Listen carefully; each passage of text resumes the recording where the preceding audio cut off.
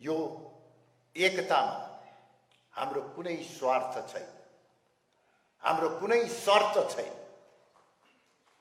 स्वयं पार्टीका अध्यक्ष र वार्ताकारहरू यस बारेमा राम्रोसँग जानकार हुनुहुन्छ। हाम्रो एउटै मात्र चाहना छ, यो एकता गर्नको निमित्त हामी हतारिनुको पछाडि बिना शर्त पार्टी एकता गरौँ भनेर हुटहुटी गर्नुको पछाडि कुनै स्वार्थ होइन।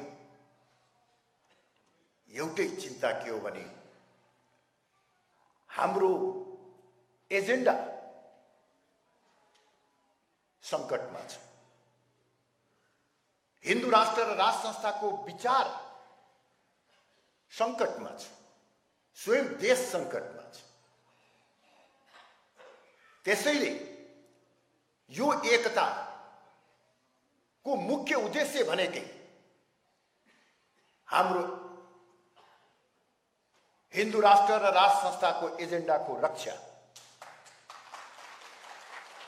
र दोस्रो उद्देश्य भनेको भ्रष्ट व्यवस्था र भ्रष्ट शासकबाट देश र जनतालाई मुक्ति दिने। यही दुईटा उद्देश्य बाहेक अरू केही छँदैन।